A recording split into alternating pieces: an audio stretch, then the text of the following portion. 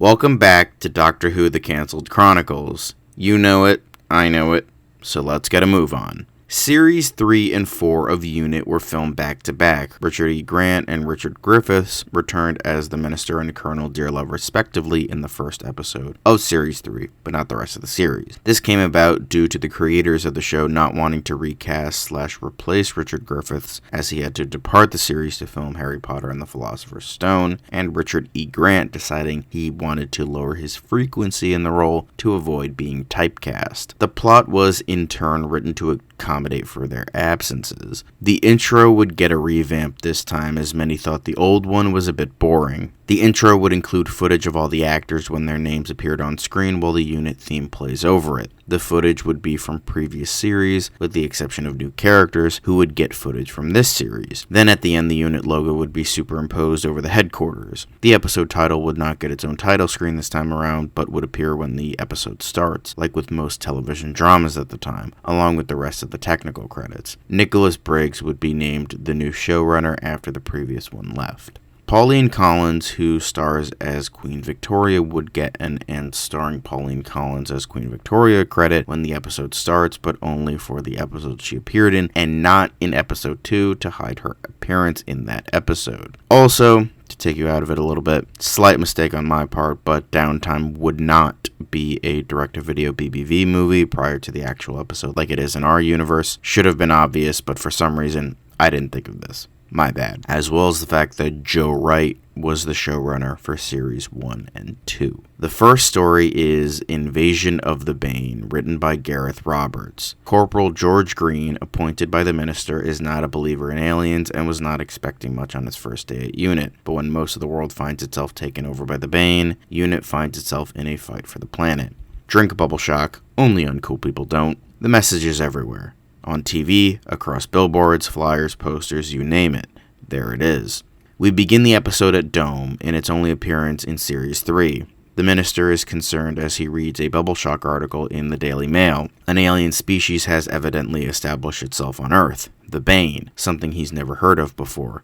This time he will not stand in Unit's way. If they get rid of the Bane, all the better. It makes taking over the planet easier for him without the Bane being around. He orders Dearlove to call off their forces and let Unit deal with the matter instead. Unit arrive to investigate the Bubble Shock factory, taking the tour at Casper Kremlin's suggestion. The factory is large and gaudy, signage in bright orange. A large animatronic boy stands on the front of the factory holding up a giant Bubble Shock can, resembling the Lard Lad Donuts figure from The Simpsons. A security scanner surreptitiously collects the DNA of the visitors to be transferred to an artificially created 13-year-old boy named the Archetype, portrayed by Richard Madden. The Archetype is designed to study the 2% of humanity that is unaffected by the effects of Bubble Shock, in this particular case, all of Unit. In an interview with the owner, the obviously evil Mrs. Wormwood, Bombera suggests to Wormwood that Bane, an ingredient unique to the drink, came from outer space. Mrs. Wormwood laughs her off and orders Unit to leave. As they leave, Mrs. Wormwood orders her secretary, Kelsey, to kill Unit. They manage to escape by pressing all the buttons of the elevator and stepping out just before the doors close. Meanwhile, on his first day of employment at Unit, Corporal George Green telephones Casper to learn where he is meeting Unit on their exit from the factory. As he does so, he drives into the car park of the Bubble Shock factory. Inside, the Archetype's eyes snap open and he takes a huge breath of air, as if breathing for the first time. The sound of ringing alarms, as someone shouting, "Find that phone," fills his ears. He rips off the pipes connected to him and runs for his life, narrowly escaping the security officers. Running down a hallway, he collides with Kent Withers and the rest of Unit, who have broken back into the factory with new recruit George to investigate what's going on. Surrounded by Wormwood and her forces, a frantic battle begins, only ending when the roof opens, revealing the Bane Mother high above. Unit are scattered. The Archetype, who understands practically nothing about being a human, is almost found and captured, only for Kent Withers to put his hand over his mouth and drag him back into hiding. Having escaped outside, George Green hijacks a Bubble Shock bus in the street and rams it into the side of the factory, where he is reunited with Bombera and the others. At a loss on how to defeat the Bane and their mother, it is the Archetype who offers the solution. He awoke to the sound of alarms and a guard ordering someone to find the ringing phone. George dials his phone, holding it up. It's not enough. The phone is not strong enough. The archetype snatches the phone from him and dials a number. He slams the phone into a device on the wall, sending all the alarms around the factory ringing, and collapses from exhaustion as the Bane mother screams and shouts. They are connected, one affected by the other. Mrs. Wormwood turns and runs as the factory begins to explode. Unit flees, Withers carrying the archetype to safety. Blood is trickling from his eyes, nose, and mouth. The factory explodes behind them, and the archetype's eyes fly open as he gasps for breath. With the passing of the Bane mother, he's free. Later that day, as the sun is setting, and Unit, along with Bombera's husband and toddler children, sit together in celebration in the courtyard of their base. The archetype emerges. Now dressed like a human, Bombera reveals that she's had Casper Kremlin and Lethbridge Stewart create adoption records for the archetype. All he needs now is a parent and a name. "I want yours," said the archetype, turning to Kent Withers. "He's imprinted on him as a father figure. Kent is the only one he'll accept." "Then he just needs a name," notes Bombera. "Vincent, Harry, Thomas," suggest the members of Unit. "William," suggests Kent. "That's what I was always going to name a son if I had had one." "If you like William, I like William," confirms the archetype, settling himself next to Kent. Peace does not last for long. Between the group, a large portal explodes open. Guns raised and ready, the newly christened William, keeping close to his father, Unit steps through the portal with Antolin and his and Bombera's children. The story would have been fairly well received. Many believed it to be a bit too silly, even for Unit, but was an interesting premise and had a rather good villain. The second story is Tooth and Claw, written by Russell T. Davies. Initially, this story was not planned to be written at all, instead being written very quickly by Russell T. Davies when the storyline for Series 3 of Unit changed.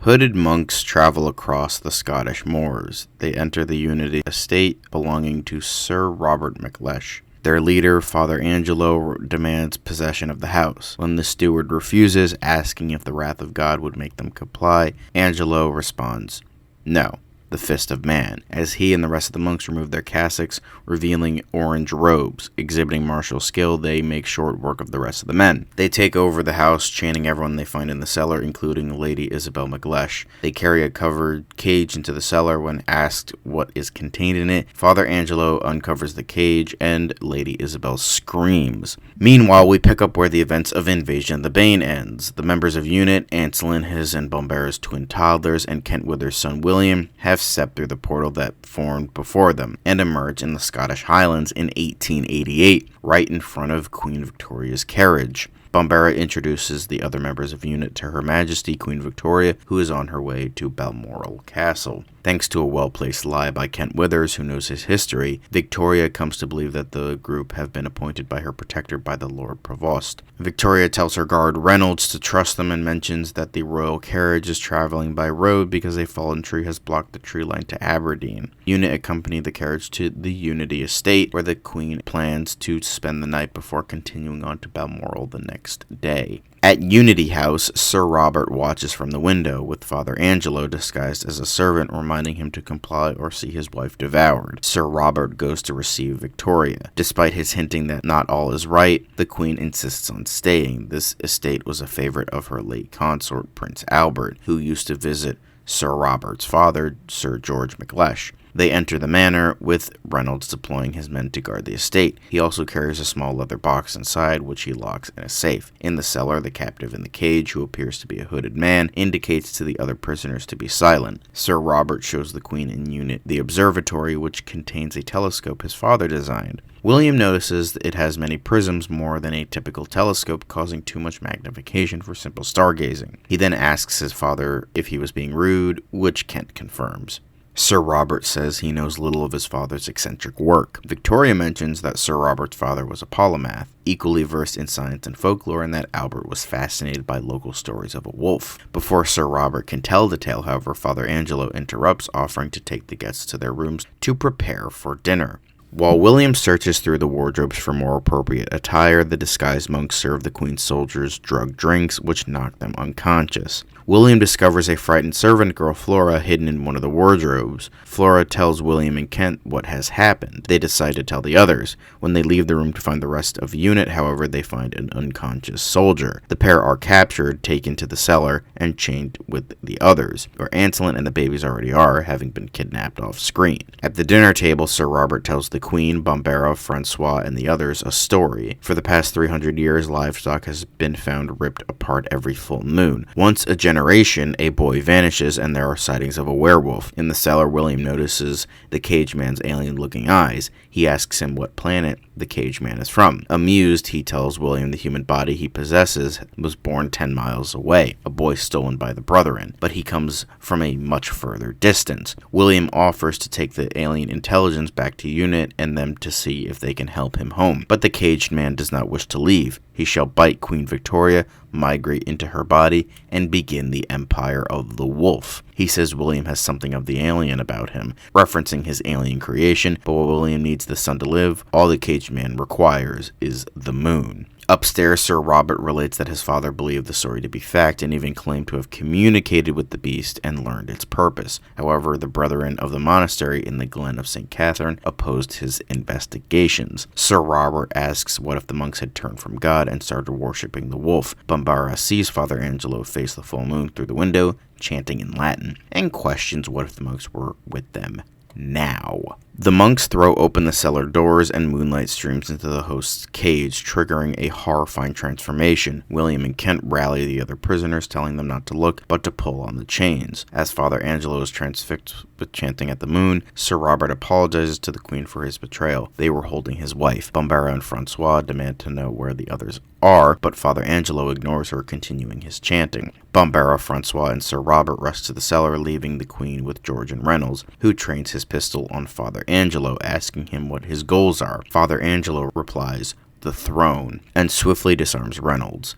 Bombara, Francois, and Sir Robert reach the cellar just as William and the other prisoners manage to break their chains, but the host has finished his transformation and breaks out of the cage. The others run out of the cellar, Anselin transfixed at the beautiful werewolf until the last second. He seals the door as the werewolf howls at the moon. Above, Victoria surmises correctly that the monks had sabotaged the train tracks to bring her here. However, she is not unprepared after 6 attempts on her life and pulls a small revolver from her bag, aiming at Angelo. He sneers at her skeptically, calling her woman. The Queen retorts, "The correct form of address is Your Majesty," and shoots him dead. The women and William go to leave the house through the kitchen, with Bombera protesting angrily at being dismissed, though Anselin tells her that she's the best one to protect their twin sons, which is enough to placate her, while the steward organizes his men. The werewolf has broken through the sealed door, but is driven back momentarily by rifle fire. The women find the kitchen door locked, and the courtyard beyond guarded by monks with rifles. Anselin tells the men they should retreat upstairs. The steward refuses, confident that nothing could have lived through the rifle barrage, and is promptly seized and killed by the werewolf. Sir Robert and the others run. The werewolf slaughters the remaining men and makes its way into the kitchen, where Lady Isabel and the other women huddle in fear. However, instead of killing them, it sniffs the air and leaves. Meanwhile, Victoria retrieves the mysterious box from the safe and rejoins Sir Robert and those of UNIT who remain: Kent, George, Anselin, and Hooper. As they try to escape through the windows, the monks open fire. The 4 run upstairs, pursued by the werewolf. They meet Reynolds, who confirms Victoria has the contents of the box and says he will buy them time to get away. He fires at the werewolf, but is quickly torn apart as the others enter the library and barricade the doors. However, the werewolf does not try to break through. Anselin wonders what it is about the room that is protecting them from the wolf. A man from Above of Magic who's met an incarnation of the Doctor. It could be anything in his mind. Victoria demands to know what the creature is and why Anselin is talking about parallel worlds. Anselin tries to explain, but she will have none of it, declaring sternly that this is not her world. When asked about weapons, Hooper points out that they have the greatest weapons of all in this very room, books full of knowledge, which can give them clues as to how to fight back. In the kitchen, Lady Isabel notices the monks are wearing mistletoe around their necks, a charm against werewolves. She notices sprigs of mistletoe on the kitchen floor and orders the other women to gather the scraps. In the library, Anselin notices wooden details on the doors carved into the shape of mistletoe. He realizes the walls are varnished with viscum album, oil of mistletoe. The werewolf is allergic to it, or the monks have trained it to be as a means of controlling it, and Sir Robert's father knew of this. Kent then jokes about how the wolf's weakness should be wolfsbane and finds it amusing. Lady Isabel and the women cook the mistletoe into a broth. In the library, the others find an account of something falling near the monastery in 1540. Kent theorizes that perhaps only a single cell survived, passing itself from host to host while it grew stronger with each generation. Now it wants to establish an empire, advancing technology and building starships and missiles fueled by coal and driven by steam, laying waste to history. Victoria breaks in and at this point telling Sir Robert she would rather die than be infected. She asks him to find a safe place for something more precious than herself and reveals the contents of the box, the Koh-i-Noor. The Queen had been taking it to the royal jewelers at Hazelhead to be recut. Hooper remembers that Prince Albert kept insisting on having the diamond cut down and was never satisfied with the shape or size. Yelling in shock, Hooper has an epiphany. The diamond, the telescope, Prince Albert and Sir Robert's father are all connected. What if the two men were not just exchanging stories, but treated it all as real and laid a trap for the wolf? Just then, the werewolf crashes through the skylight, forcing the others to flee the library. The werewolf nearly catches up with Hooper, but Lady Isabel appears, throwing the mistletoe broth in the werewolf's face and forcing it away.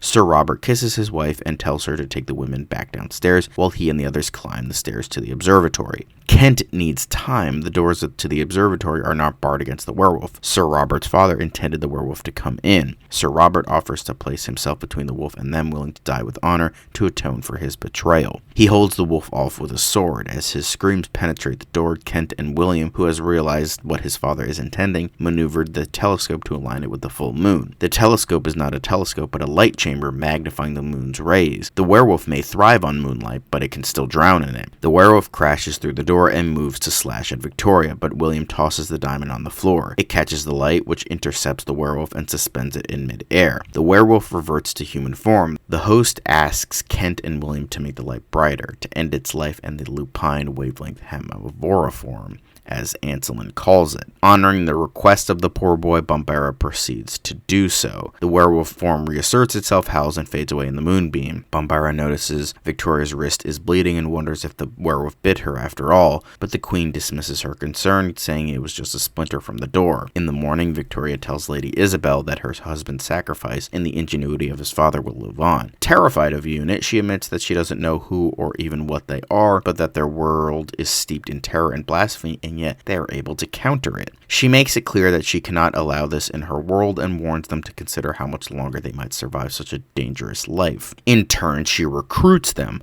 I propose an institute to investigate these strange happenings and to fight them. I would call it UNIT after this house. Unity House, the Unified Intelligence Task Force, designed to destroy these creatures when they arrive or if they cannot be done to profit off of them for the good of the British Empire. The group make their way back to the carriages, Victoria ordering them to come with her to Balmoral to discuss the foundations of UNIT. Bombera reflects it was always a mystery how Victoria and then her children had contracted hemophilia. She muses that perhaps it was just a Victorian euphemism for lycanthropy. Kent speculates humorously that perhaps even the royal family of their day are actually werewolves. The royal carriage leaves with everyone inside it. The story would have been considered favorable. While many liked the shift in time period for the UNIT team and blending sci-fi and horror decently well, the effects were too goofy, as well as the overall episode being a tad too silly, even for UNIT.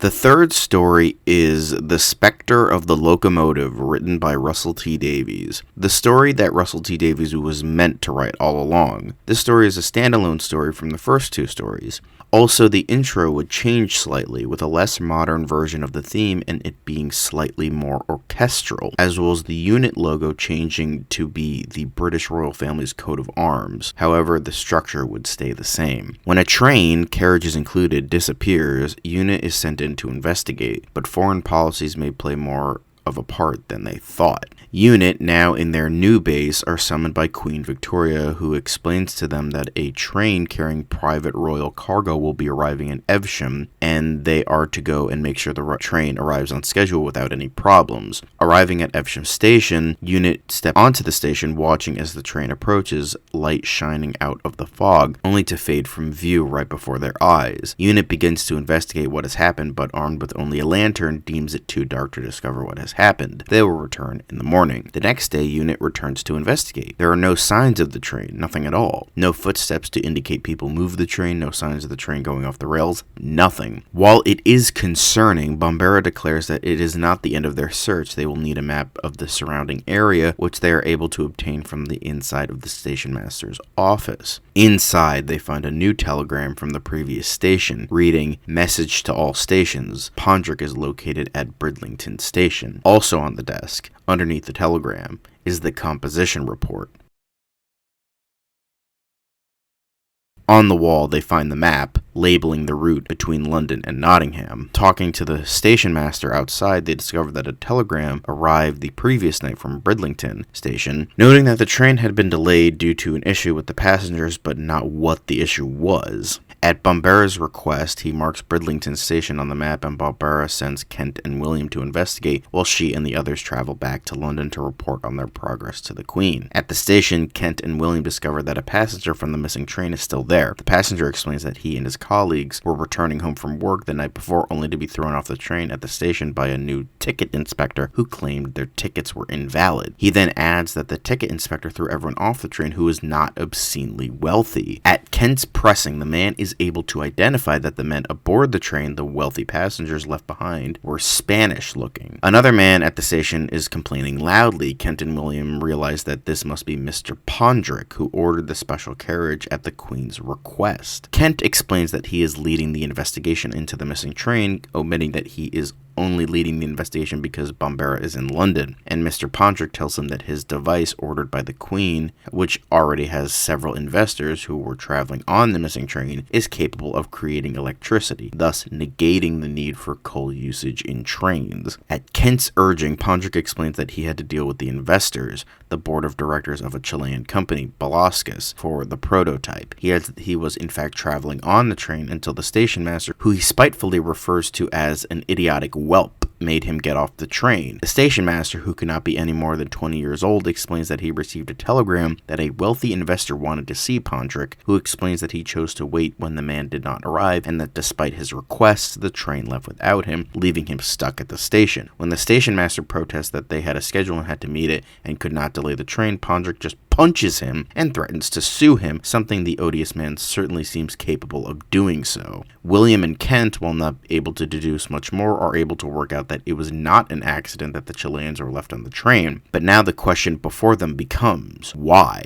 They talk to the station master, who explains that the train is a regular on the line. People use it to travel to and from work every day from Evesham to Nottingham, but that everyone was asked to get off the train at this station and it delayed the train. And now, to make it all worse, he has two incredibly angry customers and a broken nose from one of them, who are threatening to sue the train company for their lack of service. The young station master admits there was something else strange about the occurrences, but that he cannot say due to the station rules. Kent threatens him with obstructing the law, since the unit here are on royal command, and the station master gives in. He explains that he scolded the man for throwing people off the train, since that was not his right to do so, and then later in the evening received a very peculiar telegram from the next station. Sneaking around in the back room when no one is looking, they discover that Pondrick has the same contract, an exclusive sales contract, with several different companies, including the Queen. Now there's a suspect. With the insurance from the sales contracts, the loss of the prototype that Pondrick is delivering means he will make a lot of money. William points out, however, that the insurance will not in fact cover the cost of the prototype, and that while Pondrick may have been intending fraud, he is also a victim of the situation. Arriving at Chesterfield Station, they discover a telegram machine along with a Morse code translator. William notes that he thought every station master knew Morse code. They go to the station master about it, only discover that he is so drunk that he can barely remember what happened the previous day. Is it possible that the train did not in fact pass the station, and he was so drunk that he did not realize and sent the telegram anyway? Investigating in the back rooms, they discover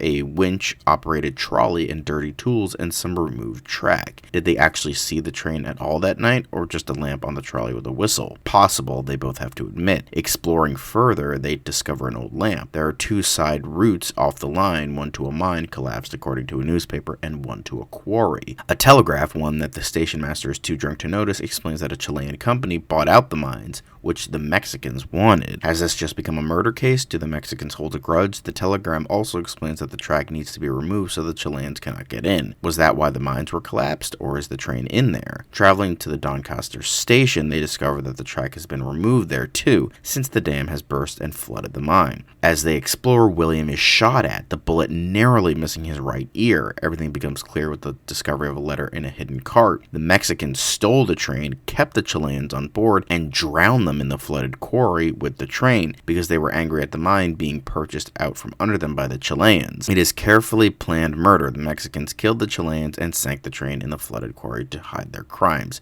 Everything ends with a shootout. The Queen arrives with Bombara and the rest of the unit, and when Kent explains what has happened, the Queen orders the murder of the Mexican people hiding at the station. The Mexicans shoot back, leading to the slaughter of several innocent people on the station. Bombara threatens the Queen that this must never happen again, and if it does, unit will not obey her under any circumstances. We end on the Queen exceptionally angry at being spoken back to, leaving unit to make their own way back to London. The story would have been heavily praised. The story and mystery would have been considered one of the best written unit stories ever, with some decent character work here and there. The fourth story is A Murder at Midnight, written by Nicholas Briggs. This story would begin the 3-part finale arc for this season. Working with Detective Aberline, Unit ends up tumbling straight into the mystery of Jack the Ripper when a lady of the night is found murdered. The story would leave hints as to Jack the Ripper's identity, which would be revealed in the finale, and hint that Queen Victoria knows something about the Ripper's identity, and she allows an obviously innocent man to be framed for the first Ripper murder. But what is she actually hiding? The story would have received monumental praise. Similar to the previous episode, it was properly dark with a lot of great mystery elements, and many liked that, as well as the hints of a mystery with the Queen and Jack the Ripper. The fifth story is Quandary of the Queen, written by Ian McLaughlin and Claire Bartlett. The episode would be somewhat standalone, despite being part 2 of a 3-part finale. None of the unit cast would feature, and it would be a whole episode in the life of Queen Victoria, showing what has happened with her since unit arrived several months ago, and revealing more about what she knows, culminating with a final shot of a howling wolf in the drawing room of the Buckingham Palace, and the full moon shining in. The story would have been praised. Many liked seeing the change of pace, and perpetuated certain aspects of the ongoing mystery. The sixth and final story is Truth of the Terror, written by Jason Arnop. Everything is revealed. Queen Victoria is a werewolf and Jack the Ripper is a shape changer. Born to an alien mother trapped on Earth who had to work as a prostitute to survive, and a human father who abandoned his mother at the scandal of pregnancy, the Queen's son himself, the future King Edward VII. The episode reaches a pinnacle when Queen Victoria in werewolf form is gunned down by Francois Lavelle, who is killed in the process, dying on the floor of Buckingham Palace with the Queen.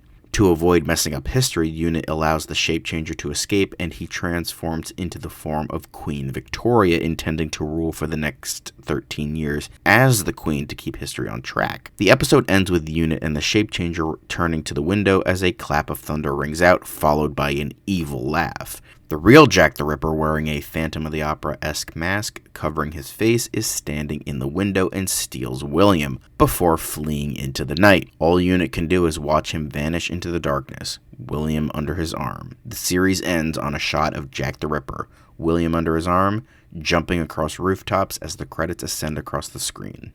The story would have been praised once again. Many like seeing everything come to a final conclusion, but also leaving a tease for next season. Series 3 was considered the best series of Unit. Many liked how it shied away from the Dome subplot and liked the change in setting to Victorian London. The overarching plots were praised in addition to the episodic adventures. The characters who lived would all be returning for the next series.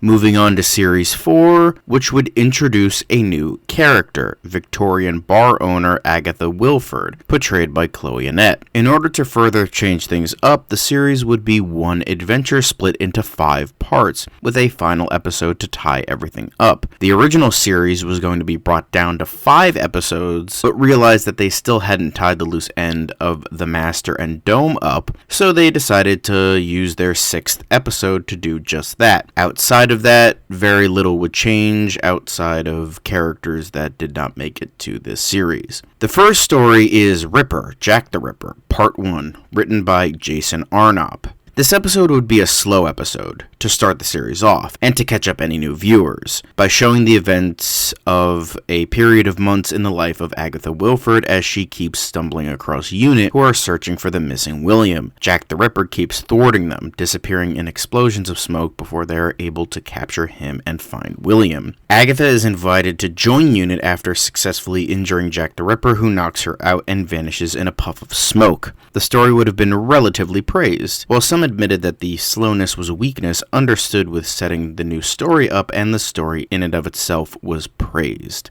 The second story is Ripper Jack the Ripper Part 2, written by Nicholas Briggs. Episode 2 would feature 2 consecutive plots, a secret passageway being built under Agatha's pub to link with the underground unit base, and Kent and Hooper investigating the latest murder of Jack the Ripper, hoping to find some clue as to William's whereabouts. The first plot would lead to the discovery of the equivalent of a Lazarus pit under London, thus explaining why Jack the Ripper is untouchable. The second plot would lead into a ransom letter from Jack the Ripper being delivered to UNIT. The story would have again been fairly praised. The mystery was well executed and the character moments in addition to that. The third story is Ripper Jack the Ripper Part 3, written by Ian McLaughlin and Claire Bartlett. Episode 3 would feature one long plot, UNIT and Agatha investigating the underground tunnel that has led to the mysterious pit and would lead to them discovering and rescuing William. A fight with Jack the Ripper would occur with Bombera, Anselin, and their children, Agatha and George falling into the pit along with Jack during the fight. The rest of UNIT help them out, but Jack is gone, and to escape, UNIT will have to pass through a corridor full of their worst nightmares. This story would have been praised once again. Many liked the more horror aspects of the episode, as well as finally getting a win against Jack,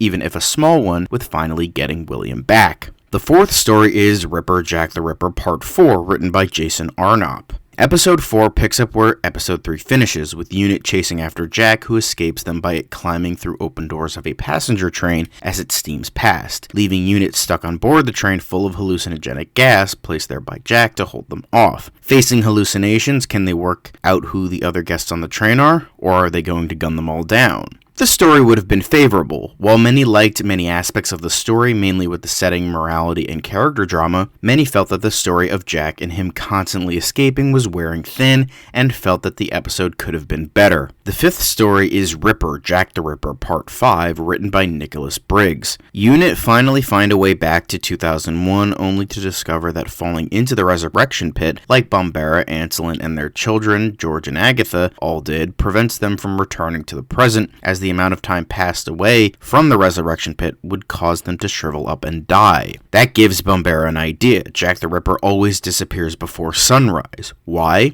Because he needs to be replenished daily by the pit. UNIT sets a trap. Jack the Ripper returns to the pit only to be caught and raised into the air by a net before he can hit the water. Wailing and flailing before their eyes, he shrivels away and his clothes drop into the pit, which launches a column of liquid into the air before giving up. Its consciousness doesn't live on via Jack the Ripper anymore, but it does live on through Bombera, George, Agatha, Anselin, and their children. And of course, there are still the remainder of the Ripper murders to occur, so someone else will soon pick up the knife and resume things, and Bombera and the others must be there to stop him. With only Hooper, Kent, and William returning to the future, UNIT discover that in their absence, the Minister and Dome have enacted their plan. They have brainwashed all politicians in the world and taken control. This story would have been, for the most part, very much praised. Many liked seeing the proper conclusion of the story. However, the fanbase would be divided in terms of Bombera and her family staying in Victorian London, as well as never finding out who Jack really was. Some didn't like her leaving.